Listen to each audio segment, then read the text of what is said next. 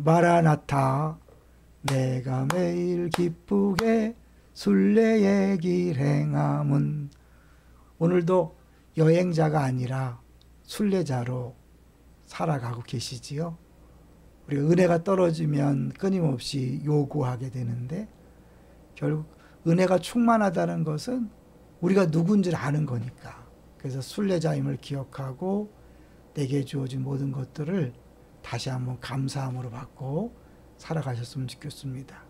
최근에 당연한 건 하나도 없었던 것을 알게 해주신 하나님, 그 하나님 앞에 감사하고 모든 게 은혜라면 감사와 더불어 자격 없는 나에게 주신 것을 기억하며 또 너 역시 내 옆에서, 내 앞에서, 또 내 주위에서 나에게 잘못하는 사람들을 넉넉히 용서하고 또 품어주는 것, 그것이 모든 것이 은혜임을 아는 사람의 모습이겠지요.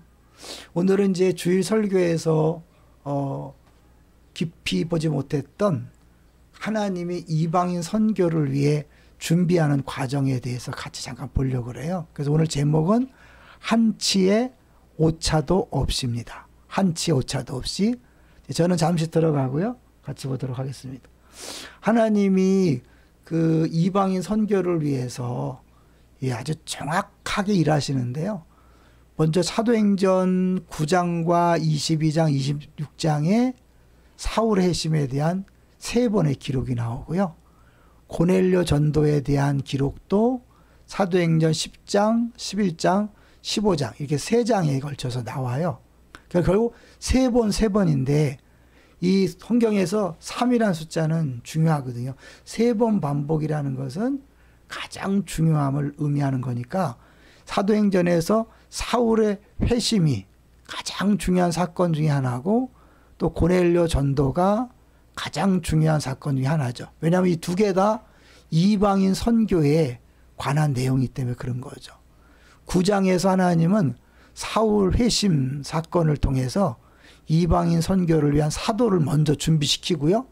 그 다음에 10장, 11장에서 고넬료 이방인을 전도함으로 성령이 임하게 함으로 문을 여는 거죠. 물꼬를 트고 그 다음에 12장에서 야고보의 순교와 베드로의 투옥 사건을 거치면서 이제는 본격적으로 13장부터 안디옥 교회를 통한 채차 선교사 파송이 이루어지고 이제 이방인 선교를 위해서 모든 내용이 집중되는 것을 볼 수 있습니다.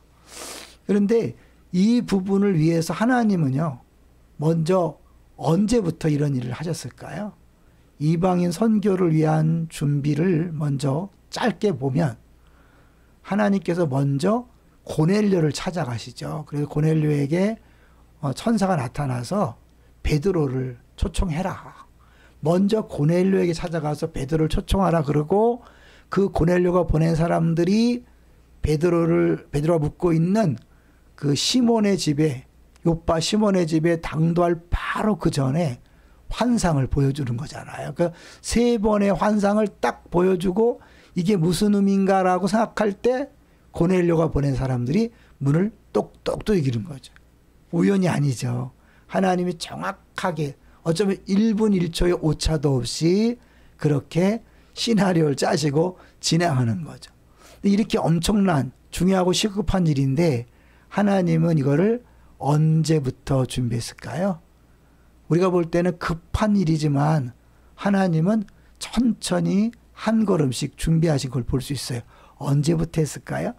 네, 베드로를 세우시는 그때부터 시작된 거죠. 왜냐하면 베드로의 신앙 고백을 듣고 예수님께서 너는 베드로라, 이 반석 위에 내 교회를 세우겠다. 여기 또 있죠. 볼까요? 또 내가 내게 이르노니 너는 베드로라, 내가 이 반석 위에 내 교회를 세우리니 음부의 권세가 이기지 못하리라. 주일날도 말씀드렸지만 무조건 베드로에게만 집중하면 안 되고요. 또 너무 신앙 고백에만 집중하면 안 되고 분명히 예수님께서 말씀했잖아요. 너는 베드로라, 내가 이 반석 위에. 그러니까 베드로와 그 신앙 고백 위에 주님이 교회를 세우는 거거든요. 이것을 보여주는 게 뭐냐면 이제 10장 11장에서 고넬료가 전도되고 이방인 선교가 열려서 많은 이방인이 들어왔을 때 변론이 벌어진 거죠. 많은 변론이 벌어져서 그 이방인들에게 할례를 줘야 되냐, 할례를 명해야 되냐, 말아야 되냐 이런 걸 가지고 많이 변론이 있으니 베드로가 일어나서 말합니다.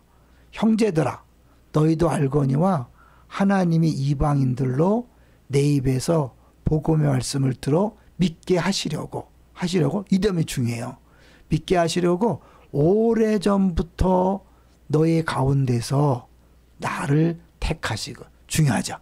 너희 가운데서 나를 택하시고 베드로를 수제자로 삼으시고 네 반석 위에 교회를 세우겠다 하신, 그걸 얘기하는 거죠.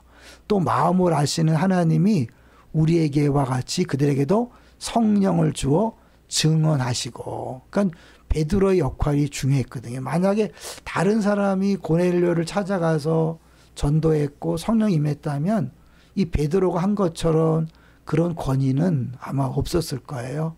하나님께서 베드로를 통해 교회를 세우겠다고 하신 그것이 이방인 선교의 문을 여는데도 이제 해당되는 것임을 볼 수 있는 거죠. 저는 이것을 보면서요, 하나님께서 우리를 통해 무언가를 하시려고 할 때 그게 막 즉각적으로 임시적으로 이루어진 게 아니라는 것을 보여준다고 생각해요. 하나님은 오래전부터 모든 것을 계획하셨죠. 잘 아시는 것처럼 우리의 태어남도 하나님 계획 속에 있었고, 우리를 부르심도 하나님 계획 속에 있었고, 우리에게 은사를 주시고 또 어떤 위치를 주시고 역할을 주시고 또 수많은 경험을 하게 하신 것, 우리가 알지 못하는 정말 큰 계획을 이루기 위한 하나님의 다 퍼즐 조각이다. 아주 자주 말씀드렸을 거예요. 이 베드로를, 어부 출신인 베드로를 부르셔서 수제자를 삼으시고 특별히 그 신행 고백을 들으신 다음에 너는 베드로라, 이름 자체가 돌멩이 반석의 뜻이잖아요. 네 베드로라, 이 반석 위에 내게 서겠다. 그렇게 먼저 해놓고 성령이 임하신 다음에 이방인 선교를 열어갈 때 그 베드로 또 고넬료를 사용하셔서 그 문을 열어가신 하나님, 오늘 우리와 함께 하시고 우리를 통해 일하시는 하나님입니다. 기대가 되지 않나요?